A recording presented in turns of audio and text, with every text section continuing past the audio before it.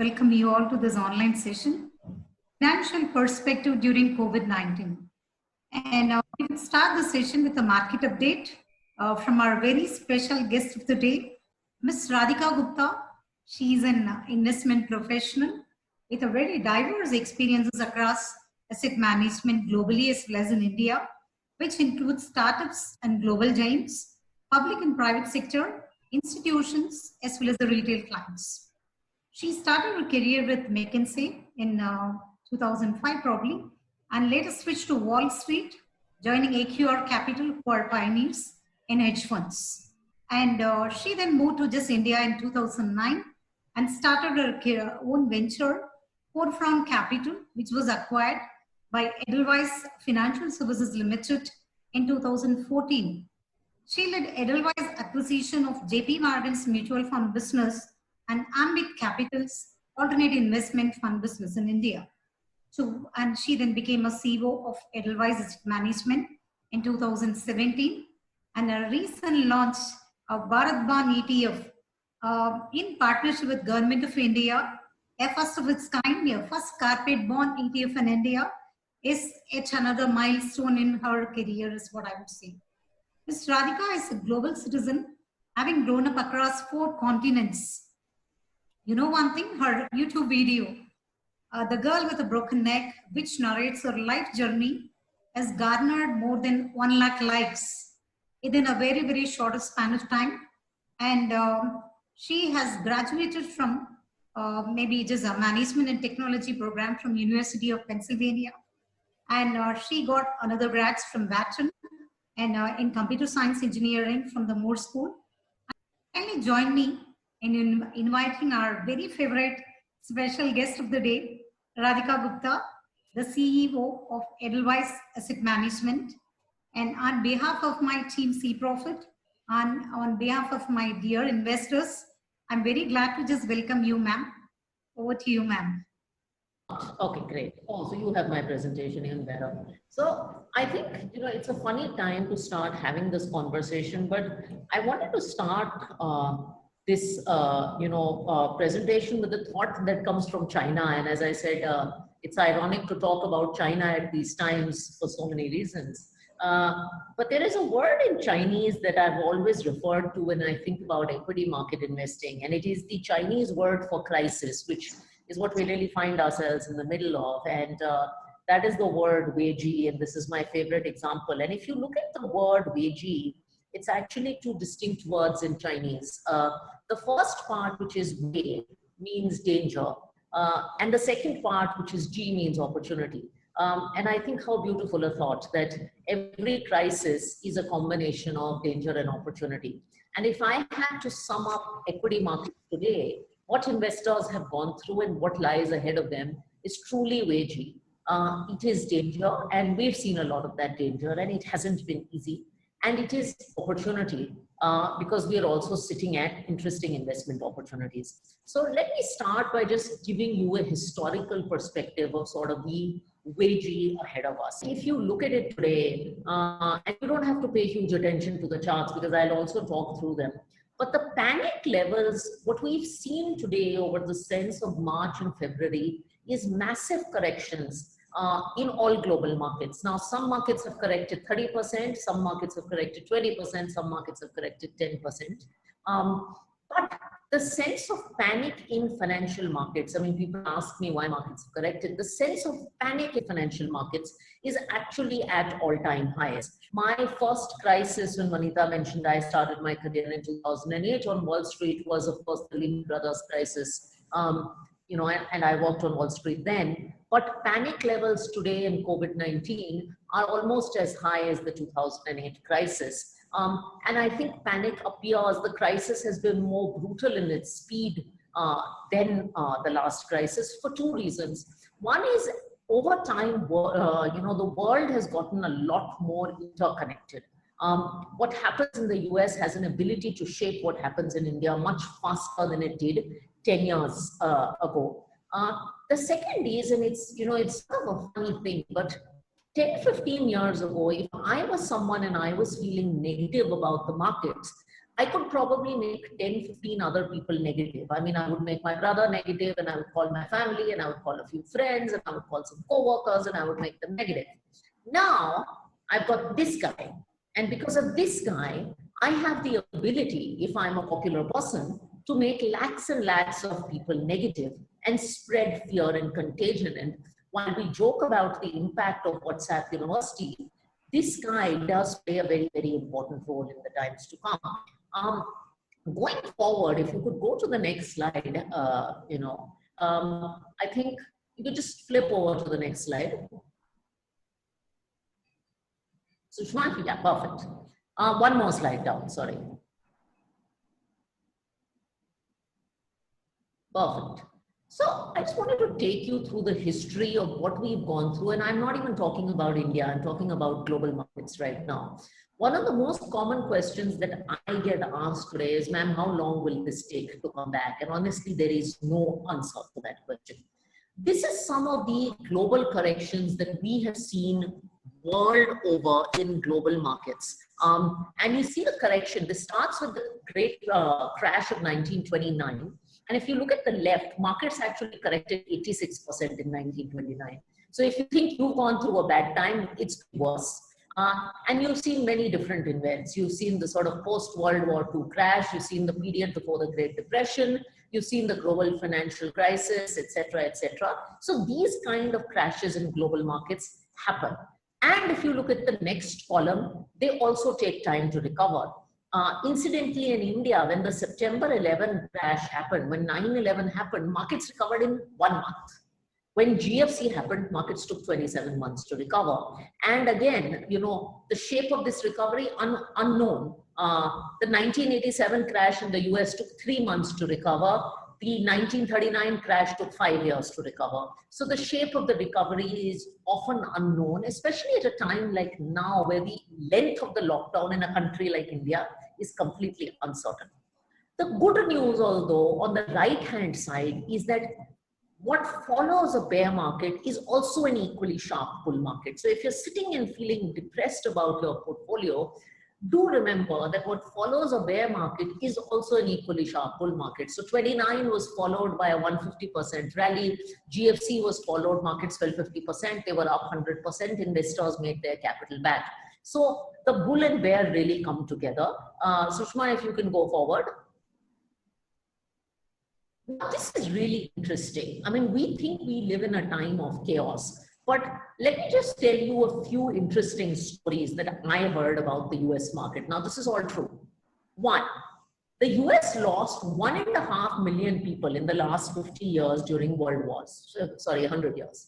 99, and I don't want to spook you out, 99% of companies in the world that are created, and by the way, these are all not listed companies that you're investing in as mutual fund investors, so don't get scared. Many of them are private, but 99% of companies in the world that are created do go out of business. The US has had 4 presidents that were assassinated. It's lost nearly 700,000 people to disease, 3 recessions. Stocks have crashed 50% 3 times. They've lost 30% of their value 12 times. In fact, in my lifetime, and I consider myself reasonably young, I have seen 240% plus crashes. And negativity and pessimism has shown up in the press 30,000 times in the last 3 years. This is everything that we've gone through. The funny thing, however, is, and Sushma, if you can go to the next slide, since 1970, if you look at world equities, they have grown at 10% year on year, year on year. So I showed you a backdrop of a lot of confusion, but I also showed you that over the last 30, 40, 50 years, actually equities have made money. Now let's come back to India. And you know, I want to start by just imagining, and many of you grew up in the 80s and the 90s. I was young then. And just think of yourself as a kid who started their career in the stock markets in 1989. Some of you would remember that the VP Singh government had come to power then, and there was a very famous incident that happened where shortly after he was elected, VP Singh came on TV and said, the coffers are empty. It essentially meant that the government didn't have money to last. While this seems like a small statement because I'm saying it over a Zoom call, imagine this statement being made in today's day of Arnab Goswami, it would be huge news. And then let me tell you what happened over the next few years. And Sushma, if you can go forward, you may be able to guess some of these events. Sushma, just go forward. One more slide. So in 1990, one more, yeah, perfect. In 1990, so after VP Singh said the coffers were empty, in 1990, the Gulf War happened, the Mandal Commission happened, and the Chandrasekhar government came to power, coalition government. In 1991, Rajiv Gandhi was assassinated, Narasimha Rao came to power. He was the first president or prime minister of the country that was a non-Nehru Gandhi family prime minister. 1992 got worse, the Babri Masjid happened, India had a balance of payments crisis, and the currency, get this, you are complaining about, yesterday someone was complaining about the currency going from 73 to 80. The currency went from 20 to 30 in the month of December. Again, imagine this in the context of Arnab Goswami. And 1993, the Bombay bomb blast happened. By 94, there was a no confidence motion in Parliament. Where did I get these incidents? Many of you know India Today, Arun Puri's India Today magazine. These were all incidences that were on the India Today covers between 1989 and 1994. However, I've shown you the Nifty, but some of you may remember the Sensex in that period went from 700 in 1989 to 4,000 in 1994. And I think in some sense that is India, right? It is like standing in very muddy waters where each day is like, oh my God, what is going to happen? It is so chaotic, but like looking into a beautiful horizon where every 5 years, things don't look so bad. And again, I think that is the color of equity investing. It's also the color of life in some way. I think if you look at your daily life, you know, it is very chaotic and very complicated as individuals. There's a problem at home with the cooking, and there's a fight with the servant, and there's a problem with the husband, and you have a problem with your boss, and there's too much traffic. But if you sit back and have a glass of wine and reflect on your life over 5 years, most people say, you know, actually I've done well. Life and investing not very different. Go on, Sushma. Sushma, if you can just go on. Sorry, a little slide delay. Just skip this. Go on. Now, the good thing is, now many of you are Indian investors. You have probably seen markets correct 20, 10, 25%. Depends on how your portfolios work. The good news is, for the first time in a very long time, valuations are on your side. I mean, the simple analogy is when something is 50% cheaper, you go and queue up to the mall to buy it. Valuations in markets have fallen from about 23 at peak to 14 when this document was made. They've probably improved or worsened a little bit. An equity investor, things are on your side. If you believe the opportunity is there, it's definitely gotten cheaper. Sushma, go forward. And what I wanted to show you is, go forward again. Once valuations get cheap, equity investors actually have a decent chance of making money. So I make 2 points to you. One is that as an investor, if you're already invested, and that is many of you today, the worst thing that all these slides can show you that you can do today is redeem. Right now, your losses are notional losses. When you press that redemption button, they become real losses. If you're a fresh investor, should you think about investing? In my view, yes. We can discuss the manner, whether it should be staggered later in the question. The urge to be very active in your portfolio. You know, you have financial advisors, you've made investments. Resist the urge to constantly tweak. We have this feeling that, chalo, abhi COVID has come, you know, let's suddenly go invest in healthcare, or let's do this, or let's do that. Let's take constant action. We did a quick analysis at Edelweiss AMC. And we said, this is from 2007 to 2018.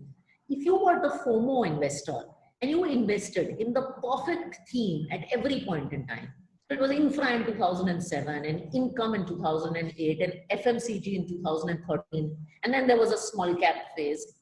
The return you would have made is on the left. That's less than 10%. If you were a boring, simple, diversified mutual fund investor, you would have made 11%. So switching is very glamorous and switching is very exciting, but switching doesn't give you that much. You're living in a time when, you know, there will be days where there are sharp movements in asset classes, and mostly I've been talking about equities. But there will be days, by the way, where liquid funds give negative returns for 2 days. That does not mean in most cases that things are wrong with liquid funds and you should just run away from liquid funds. It can mean you ask your advisor questions, but it doesn't mean you should run and go from liquid to overnight and then put money in cash. You don't need to do this. You end up paying a lot of cost and taxes. Go on. Sushma, if you can go on. The second tip that I wanted to share with you, and I don't mean to be an India bear right now, but at some point it is worth thinking about your portfolio in terms of not just India, but multiple country exposure. This is interesting data just for fun. This is the best and worst performing country every year for the last 10 years. India was the best performing in 2009. Ironically, China has been the best performing in 2020. And what you see is different countries do well at different points in time. It is worth having some element of diversification in your portfolio. Do also know that our currency depreciates 3% a year, year on year. There are great markets like US and China, etc. One must definitely be open-minded because I think diversification is a very powerful force in your portfolio. Go ahead, Sushma. And lastly, I think it is very important, and this is a word I am sure your advisors have told you 10 times, but I am going to re-emphasize this, and this is asset allocation. I think there is nothing, I can see Vanita smiling, and I think there is nothing more powerful than asset allocation. I always learned from crises, and my first crisis was a personal investment crisis in 2008. I was earning in 2006 and 7, working on Wall Street, and I actually did 100% equity investment because I believed that as a young person, I have all the risk-taking appetite in the world. Chalo, let's do 100% equities. 2008 came along, and my portfolio was down 50%. My husband's portfolio was also down 50%. Plus, the companies we were working for, we are both capital markets professionals. They did really badly. There were no bonuses. Nalin's ESOPs at Goldman did really badly, and it just felt like the world had ended. And then we had to redeem them in 2009 because we were thinking of moving back to India and starting a business. Do not put all your eggs in one basket. Asset allocation is something you should do now, and it is something you should have done 5 years ago, and it is something that you should constantly do. What we're showing here is the return of 4 asset classes: gold, Indian equities, US equities, and debt, and the return of 2 baskets. One is an equal weighted basket of India, and one is an equal weighted basket including international assets. You will realize that just having an equal weighted basket will give you a lot more peace. So please stick to, and I know advisors work very hard on asset allocation, but if there's one thing I've learned, asset allocation is your best friend. It's your friend for 2 very practical reasons. One is that it gives you holding power. You know, when your portfolio is down 10, 12%, you can stay in the game. When your portfolio is down 30%, you get palpitations and you get nervous. And investment is about being in a journey and holding through. The second thing is at times like this, you do need money. Contingencies happen, issues happen, health issues happen, job uncertainty happens. These are all real things. If you invest in assets like fixed income assets, and there are great opportunities in fixed income that we can talk about in the Q&A. If you invest in assets that are good quality fixed income assets, you'll be able to redeem them. If you're only invested in equity assets, then like me in 2009, you will have to redeem them after they've taken a 50% cut, which is the worst time to do that. So asset allocation gives you staying power and spending power when you need it. I think that's the simplest case to do asset allocation. And lastly, and Sushma, if you could move to the last slide that I have, you know, interestingly, actually, you know what, I will cover this. Some of you are SIP investors, by the way, and you're also asking questions on your SIPs. We did a quick analysis of SIP returns. And what this shows you is if you had started an SIP since Jan 2008, what would the returns look like if you held through March 09, 10, 12, 15, 16, December 18? In the beginning, SIP returns are very volatile. As you continue your SIPs mature and there is tremendous stability. So my request to you is, unless you have income uncertainty, I would not stop your SIPs because over time, SIP returns really balance. So Shma, you can move to the last slide. I thought this was there in the presentation. There was an interesting analysis that a company called Fidelity had done once upon a time as to which of their investors had the best investing experience and which investors made most money. What they found is the best returns were made in their dead accounts. These were the investors who forgot their investments and they made maximum returns. And I think in this age of news and social media and CNBC and WhatsApp, I would encourage you to also take a step back and not look at your portfolios every day. It really will make things a lot less painful. That's all I have, and now I can take some questions. Yeah, sure.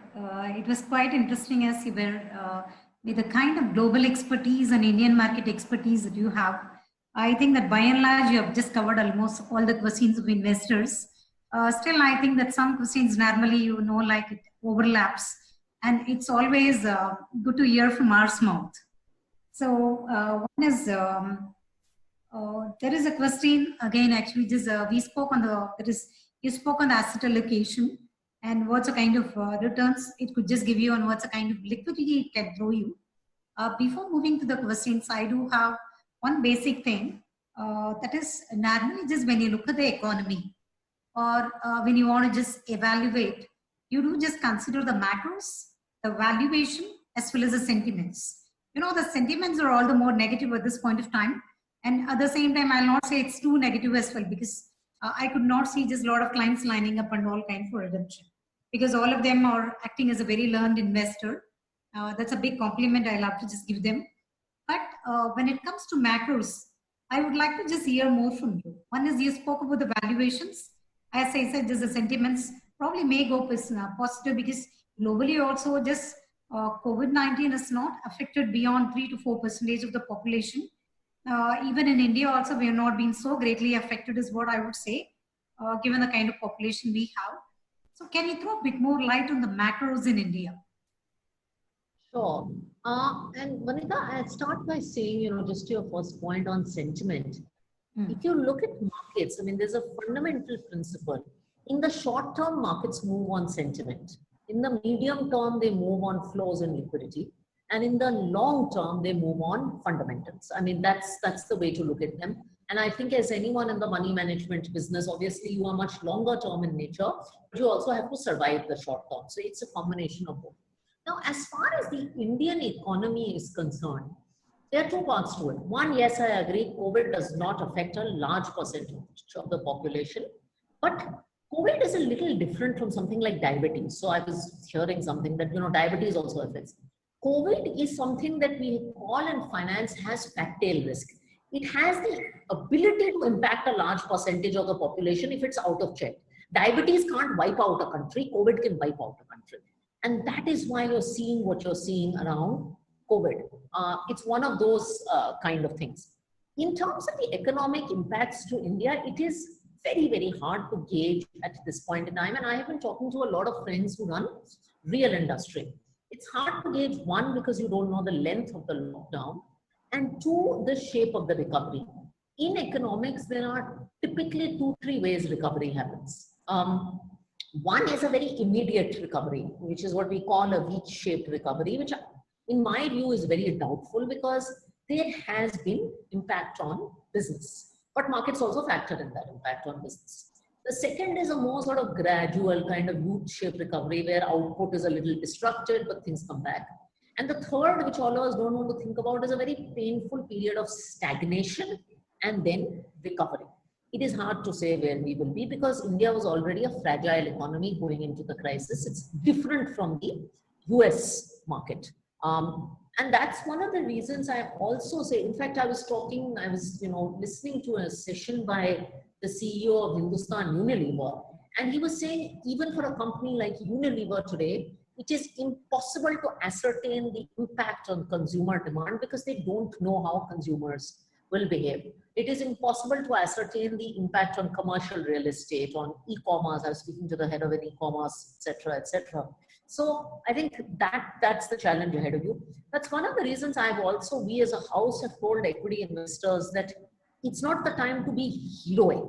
It is the time to look at equities in a more gradual manner, because you don't know if you will have a 10% cut ahead of this or a 5% cut. You know that valuations are cheap. They're not the cheapest. So in many cases like this, staggering is the safest outcome. That's true. Though I do understand. One is actually just when you again just of course I do understand that the V-shaped recovery may or may not be possible. Maybe that we will have to just probably wait and watch. We'll have to just give some more time. You have to give time. You also know the length of the lockdown. I think that is, sort of the first most critical variable. Many industries are supposed to get to work after April 20th, but it is difficult. So I have a friend who runs a shipping company, and he's saying that the flying of trucks is actually very difficult today on ground, even though they are marked as essential services. So it's not easy in a country of 1 billion people to enforce a lockdown and imagine that logistics will just run perfectly. It doesn't happen. True. That's true. See, I have some of the questions probably just maybe overlapping as we have covered almost all of the facts, So one is the first question is like, what would be the best asset allocation when predictions are negative? And so I think that it has to carry a lot of other add-ons as well, because when you talk asset allocation, obviously the investor's risk profile, the investment horizon, the goal for what he is investing, everything matters. But it comes as a generic question, what would be the best asset allocation when the predictions are negative? Probably let's assume that the investor is going to be really aggressive and for an investment horizon of 5 years. So, okay, so I think you answered it beautifully, Vanitha. I think there is a saying that in personal finance, the personal comes before the finance. And I think that's true about asset allocation. The right asset allocation is the one that is right for you and your circumstances. I think there are a couple of principles that I could tell you about asset allocation. The first principle that's very important is you should have multiple asset classes. Ideally, you should have equity, debt, maybe some international, some gold. I mean, that's definitely equity and debt, and within equity, mid cap, large cap, the whole box. The more asset classes you have, the better off you are. Holding 7 as equity funds is not diversification. Holding asset classes that perform differently at different points in time is sensible asset allocation. Secondly, your asset allocation cannot change too much. So there's no good asset allocation for 2008 and the right one for present. You can't predict when each asset class will do well. That is why you adopt asset allocation. So don't be in a rush to constantly change your asset allocation. There's unnecessary need for activity. You can, of course, if equities get a little cheaper, and hypothetically you were 50 equity, 50 debt, you can become 60-40. That much kind of shifting you can definitely do, and I'm sure advisors will guide. Beyond that, I think asset allocation is not just a function of your age, but it is a function of your goals, and it is a function of your risk appetite. I'm in my mid-30s, so I should be very aggressive in asset allocation. But as I said, I work in a profession that is very, very aggressive and very linked to financial markets. My husband is also in the same profession. So my own asset allocation is reasonably conservative. So that's an example. If my husband was a doctor, perhaps my asset allocation would be a lot more aggressive. So I think asset allocation takes into account a lot of things. Obviously, I mean, you asked in the question in context to an aggressive investor and someone who has a 5-year horizon, definitely it will be an asset allocation that has a significant portion of equities. That's true. Yeah, that's a way to answer. And obviously, just every investor's portfolio is to be personally customized, and the risk profile itself varies period to period. And again, actually, just there are sectors which are lowly affected. There are sectors which are just probably just midly affected or mildly affected, and there are sectors which are highly affected. So choosing a right portfolio also matters at this hour.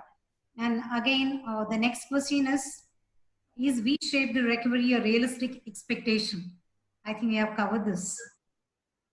Yeah, we've covered this. Yeah. It's an optimistic expectation, let me say that. Yeah, that's right. Yes, that's right. And what is the impact of global recession on our economy? And approximately what's the time it will take to recover? Again, and a lot of these questions, unfortunately, my answer is coming to I don't know. I think if you look at Chinese and US markets and major global markets, they were actually in very good shape before COVID started. So I think their ability to bounce back and recover will be much faster than ours. I think in the case of India, as I said, our economy was already in fragile conditions. We also don't have as much spending power as the US does. So the US Fed announced a huge amount of push and unlimited kind of money. I don't think India can do that. We are in a very fragile place where our sovereign rating could get downgraded, our currency could get impacted. So you can't compare the circumstances of India to global markets. My sense is that the recovery will take time. Remember, stock markets do move ahead of the economy. So even if the recovery takes time, stock markets often move ahead of the economy. But I do expect that you will see one of the toughest quarters or years on the Indian economy in the last few decades. It's not going to be easy. Yeah, got it. And because one side you just get some kind of positive news as well, because one is the numbers were still much, much lower than the global markets. And even US FDA has just cleared, as soon as we just gave them the medicine, probably you could see just a couple of companies, pharma companies getting the US FDA clearance. So you do just get positive news as well, kind. And the next question is, when do you foresee recovery? Or do you forecast some more pains? Again, a lot of forecasting questions. I think I've covered this one a little bit. I don't think anyone can tell you when they foresee recovery. I mean, I'm telling you, if the chairman of the largest consumer enterprise in the country says he doesn't know how consumers will react, the head of a large e-commerce business said he doesn't foresee any recovery in demand till October. Already you're at a point where borrowing and credit is very, very difficult for companies. Look, guys, I don't think this will be an immediate recovery from everything I'm sensing and hearing, and I'm an ultimate optimist. It doesn't mean that you should redeem from your portfolios or run away, but I don't think recoveries are immediate. I think there is definitely demand destruction, especially if this continues and this lockdown continues till mid-May. Yeah, another question has come, and probably just I think I have covered this. That is from one of our investor, Mr. Natraj. Also, one of the slides said over 20 years, Pure Nifty has given better results in most of the periods. Do you suggest Pure Nifty as equity allocation instead of thematic? Or we want your comment on this Indian equity as to just whether the passively managed is better than the actively managed funds. So my point was, it's a great question. My point was not on passive instruments. I actually could have showed you a diversified equity fund that would have looked even better than Nifty. My point was that the exercise of switching every sector every year does not add value. You're better off buying a Nifty fund or a multi-cap, because the multi-cap equity fund has outperformed the Nifty over the years. I think in my belief in India, the juice and cream has been in our mid and small cap segment. So my preferred segment for most investments has always been multi-cap, large and mid cap, things like this. But I think the general diversified equity space is a much better option for an investor than trying to chase a theme. Because by the time you chase a theme, the theme has already lost its juice. So that's true.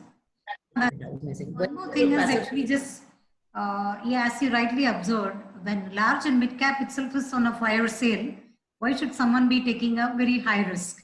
Because I think that most of the large and mid cap stocks are at a very, very deep, or at a deep discount. I am happy with the large and mid cap. Until somebody's horizon is pretty long term, like 10 or 15 years, I think that even a large and mid cap or a multi-cap fund could deliver a much better return over 3 to 5 year kind of period. And this is another question.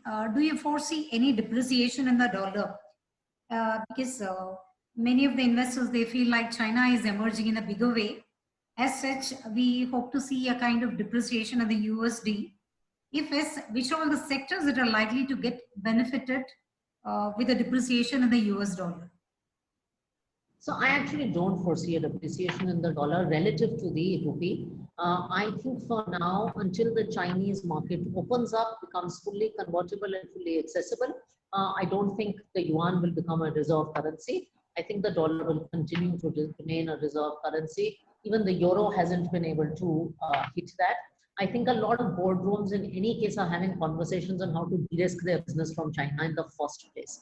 One of the immediate impacts of COVID is, and we saw some reports about Korea and Indonesia, is that people are having conversations about how to de-risk their business from China. So I don't think that that is something. I think the rupee will continue to see depreciation. The rupee has always depreciated at about 3% a year. So I think the rupee will continue to see depreciation, not the dollar. Now, probably if you go back before 3 months, you could see a lot of flows or a lot of countries were just likely to just shift their base from elsewhere to just India because of the kind of current taxation that we are having on the corporates. So, is there any plan behind it? Do you foresee companies migrating to India for the taxation sake? It's interesting, Vanita. Look, India has an opportunity. I don't think tax is the only reason people choose to set up a company in India. I think taxation makes new manufacturing set up in India interesting. You need to have labor reforms, land reforms, other things. You only pay tax after you make profits, right? So it needs, the ease of doing business is very important.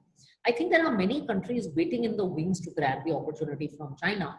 Don't rule out Bangladesh, don't rule out Vietnam, don't rule out some of these sort of smaller ASEAN markets, by the way, who are also trying to do some very interesting things. So I think there is an opportunity wide open for all of us, and it is for each individual country to grab. India will definitely be one of them.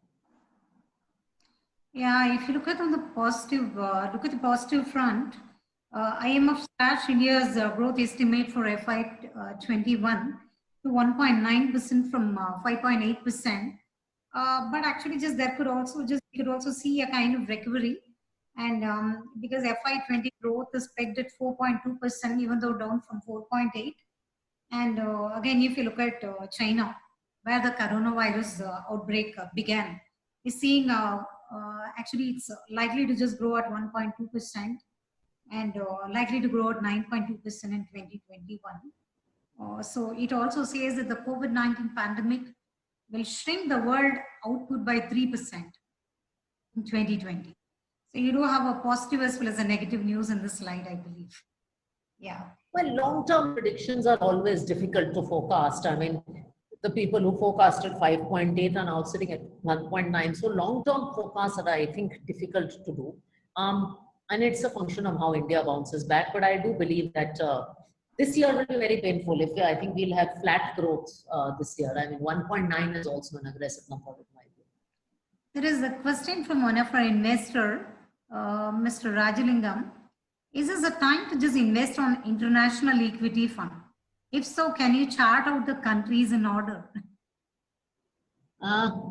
Favorite question, and I've been answering a lot of questions on international equity funds. I think you should look at two things. International equity, I think, is not something you should do now. It should have always been part of your portfolio, because it's, again, this is the point that Vanita and I both made about asset allocation, that international equities should be 5, 10, ideally more of your portfolio, but you should get started. I think look for countries that are growth countries, and look for countries that offer themes that you don't get in India. Obviously, the US market is one to look at. China is another one to look at. You'd be surprised to know that the best performing mutual fund for Indian investors over the last 10 years has actually been a China fund, not even a US fund, currency adjusted. So China is one market to look at because it will recover quickly from COVID. The US is definitely one market to look at. Look at interesting themes also. I mean, there are a lot of companies, for instance, the whole space of disruptive technology is not represented in any of India's indices, because for us, technology is Infy and Wipro. So look at countries that can give you, or themes that can give you something that is not in your India portfolio. I think the whole point of the earlier presentation also was that diversification is very important. So I think these are sort of two diversification opportunities. Yeah, that's right. And obviously, as you rightly observed, exposure to international investment is basically being done, and it is a part of asset allocation exercise. It depends on the investment horizon as well as the risk profile of the investor. Obviously, investment profile of obviously just moderately aggressive to just aggressive, with an investment horizon of anything above 5 years, could definitely allocate. And again, as she rightly said, one is we will have to individually customize as we will have to just look at your job profile, the background, the existing investment as well, apart from the risk profile and the horizon.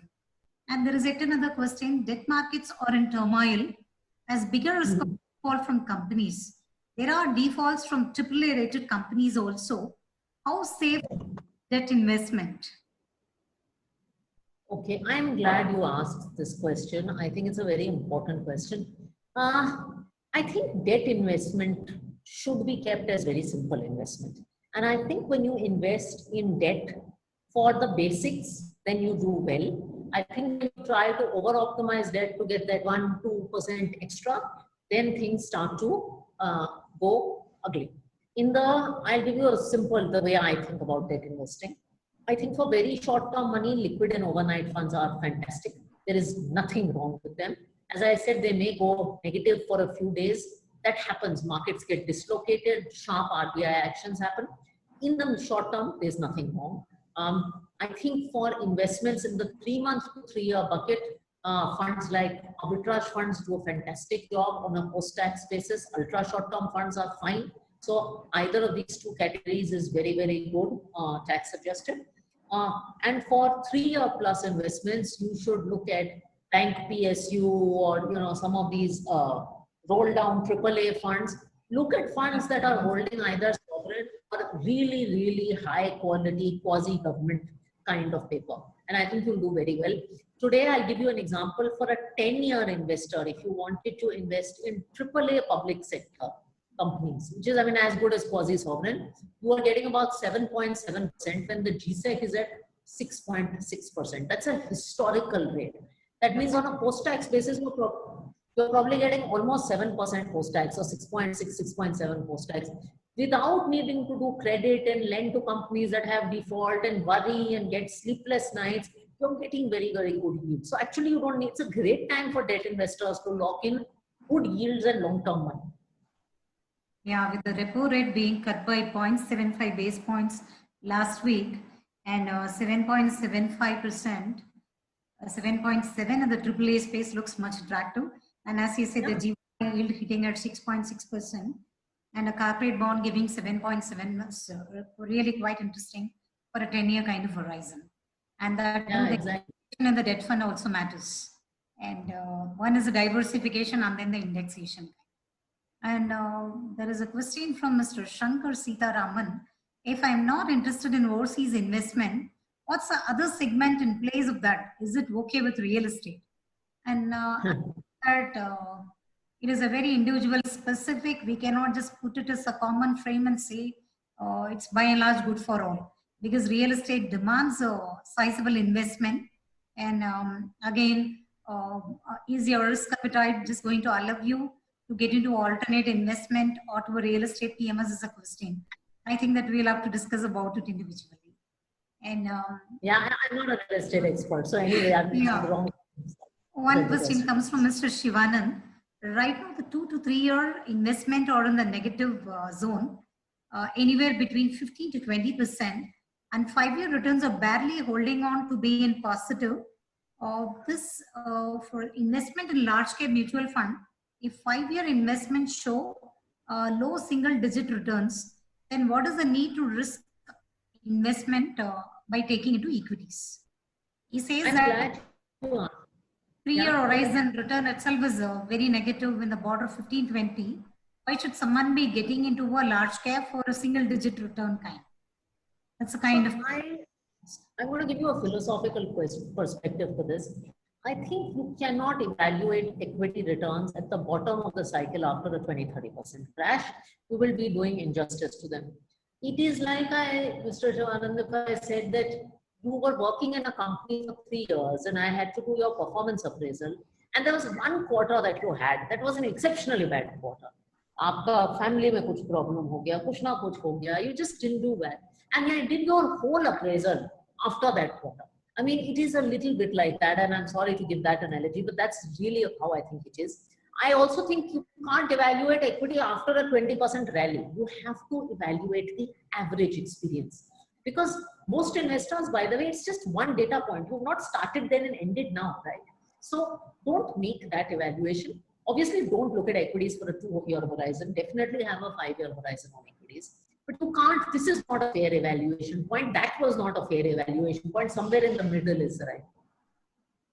Yeah, that's right. It's not the companies that have fallen, only the share prices have fallen. The underlying businesses have not. If you were running a business for 5 years and then suddenly it shut down, I mean, many people's businesses are shut. I was talking to someone who runs Taj Hotels and their business is completely shut down for the last few months. Now, I mean, is Taj Group going to shut down the industry? Obviously not. True, that's true. And there is a question on cryptocurrencies. Mr. Shankar. Okay, I won't even bother to answer that because I know nothing about that space. Yeah, that's right. And very recently, just RBI said they will allow the cryptos. Yeah, that's true. I think that Sushma will have to go back to the questions. I think I've asked whatever is there in the chat box. What do you suggest for senior citizens who are looking for better returns with regular inflows? And I think that probably I'll have to take up this question because yeah, actually just, you know, like the senior citizen savings scheme, which is from Government of India, actually was offering 8.6% till last month. The returns have been slashed down and probably just the returns have just come down to the range of 7.4%. Anyway, it is a floating rate. Those who have invested will still end up just getting that higher return for a longer period. Apart from that, Government of India has got another bond which offers 7.75% taxable for an investment horizon of 7 years. If somebody is looking for a very regular return, I believe like they will have to look at it. Probably just, I won't say that look at a balance advantage fund or a balance fund for your regular inflows. And moreover, you have the newer taxation, the dividends are taxable in the hands of the investor. So again, it goes individual specific based on the tax profile of an investor and based on the investment horizon. We will have to just try shifting over from dividend to growth, and probably such kind of investments can end up just giving you a return which could beat your inflation in a longer period, if not in the shorter period. And I don't think that you will have to just rely on the regular balance funds for the monthly dividend payouts. And if at all they just give, I don't think that they will be able to deliver because it's a profit which is being shared as a dividends. I don't think that the investor could just aim for the kind of dividends for some more time. The taxation is another angle which we'll have to seriously look at. I think that individually we are already starting, we have started working on that. Sushma, you'll have to move to the next question. What are all major measures Government of India is likely or should take initiative to bring back economy on track? So I think this is a difficult one. I'll tell you what I'm hearing. I think there is a challenge that governments are going through between saving lives and then also saving livelihoods. The first focus of the government has to be containment and saving lives, because as I said, COVID is not diabetes. It can wipe out a population, and I think that's what their attempt will be right now. The second focus will be to put cash in the hands of people at the lowest strata of society. I think that's the second thing. The third will be to support MSMEs and small businesses, which are really hurting. They're trying to do that with things like the moratoriums in place, etc., etc. And then I would think the last thing is to spend as much as they can in critical industries to bring the economy back on tax. Potentially some tax waivers to spur consumption back again, because consumption is going to be hit. So I think it's going to be a range of measures. I don't think it will be one big bang idea. I think it will be small steps, but it has to start, of course, at the lowest echelon of society. I always believe it is better to put money in people's hands directly than to start by saving an airline or saving a bank. That's not the government's mandate. The government's mandate is really to take care of people at the lowest spectrum of society. The government has to do this while fiscal deficit doesn't matter, the government has a sovereign rating to keep in mind. So it's a very fine balancing act right now. One of the things the government is already doing, which is very encouraging, is getting some industries back to work at capacity, at limited capacity. Yeah, that's right. And Sushma, move to the next question. What is suggested others are lump sum, STP, over a period of 6 months? Again. So again, very personal answer. My default answer is STP over a 3 to 6 month period. More aggressive 3 months, less aggressive 6 months. 3 is my preferred option. Don't be a hero, but take advantage of the opportunity gradually. Yeah, that's right. And I think in the next slide, move on to the next slide. We have just tried just covering because there was an investor, Mr. Natraj, asked us actually just would you be suggesting the passively managed as actively managed is not delivered much time. I think that this graph talks about the performance of a large cap fund vis-a-vis the Nifty 50 TRI and a fixed deposit and a gold over a period of 10 years. It's someone invested by Jan 2010, and what would have been the value probably just by now, that is by 10th or 15th of April. So just vaguely just as on 15th or 16th of April, what would have been the return over a period of 10 years is the question.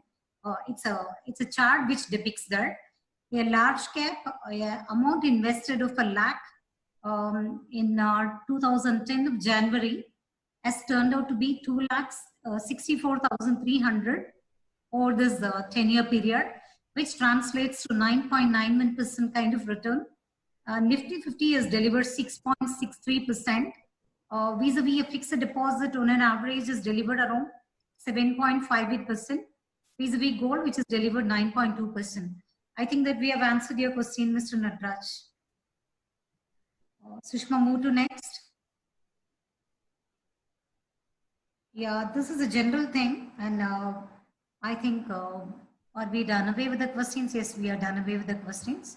I think that I don't have any questions.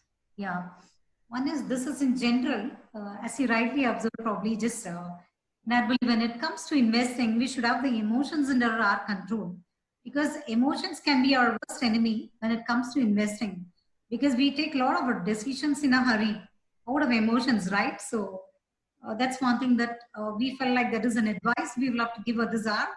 And also your fear, because we wrote an article stating that COVID-19 is not simply a fear. It's a fear of unknown.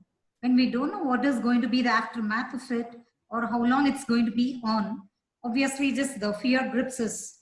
And that's a fear which probably narrows our attention. So let's not get into any kind of conclusion till the time we just get a kind of clarity. And don't react on short-term headlines, because most of us, we very quickly react to the headlines of the newspaper. And today everything is all about COVID-19 only. But still, let's not just react on the short-term headlines. Let's look at our long-term goals when it comes to equity. And also let's sit in asset allocation. Maybe we'll have to rejigger asset allocation at the ZAR. And one more thing is, that is something that was our headline in our recent article. When someone can't manage this 21 days of lockdown, how will they be able to manage the 21 to 30 years of their retired life? So that's a kind of question that we have raised. It is just to have liquidity in the portfolio, because very clearly we have said in our financial planning quite a lot of times that at least 3 to 6 months of your monthly household expense has to be set aside for your contingency reserves. And that again depends on the kind of job profile you are into, the risk that you carry. And Sushma, move to the next slide. What do I want to be during COVID-19? This is something very interesting, again sent by one of our investor. Move to the next slide, which talks about what do I want to be during COVID-19? Radhika, would you like to take this? I think it's a very nice slide. I tell you personally, I realized I was someone who used to love going to my office. And if you know me, I dress up very formally and I like to wear a sari and go to office. And I was like, how am I going to handle this? And the first week was really personally tough for me, but I'm actually really enjoying it. Honestly, if I had to do this for another 2 months, I could do it perfectly fine. I grew up in different parts of the world personally, and when I was a young teenager, I lived in a country called Nigeria, and in Nigeria, because security issues are so bad, you could not do anything except go to school. You were kind of quarantined in the house.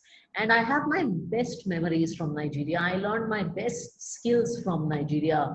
And I think quarantine is, so one of the things is like, I live in Bombay, guys, and I don't commute I don't commute now. I used to spend 2 hours in commute. Now I spend 2 hours doing learning. There's so many great webinars. There's a marketing webinar, there are writing webinars. Harvard is offering classes for free. So I'm taking a writing class and I'm taking a class on China.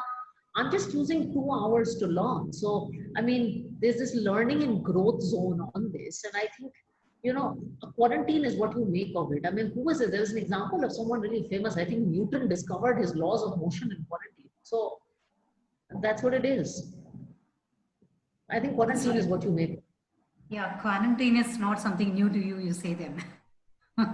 No, They have just traveled across 4 continents. They've got a very vast global expertise in that way. And yeah, this is something very important. And I also really just enjoyed running through this when the investor sent it to me. See, just who do I want to be during COVID-19? It is ultimately up to you, because I used to say that externals is something which is not under our control. Internal is something which is always under our control. So we will have to decide as to whether we want to be in the fear zone, learning zone, or a growth zone. That's very good. And I think that Sushma, just move to the next slide. This is something which we shared with most of our investors, stating that we would like to have a one-on-one discussion with you all. So your portfolio today amidst COVID-19. So this is something we mail across. So I think that some of the questions which were to be answered one-on-one, we felt like we will have to take it up through this one. And I hope that this session would have been really exciting. And thank you so much, Radhika, for just sharing all your input, having spent your valuable time during this hour. And it's really just very convincing, consoling, as well as what to say, just it was very exciting to just listen to you all the time. It's always usual. So you're an excellent speaker, no doubt about it. And a with storyteller, that's something I always just would like to just catch up. And thank you so much to the investors, and thank you so much to the Edelweiss. And thank you so much, Radhika, once again. Thanks. Stay home, everyone. Stay safe, and stay smiling. Yeah, that's right. Stay home, stay safe, and keep smiling. Thank you. Thanks, guys.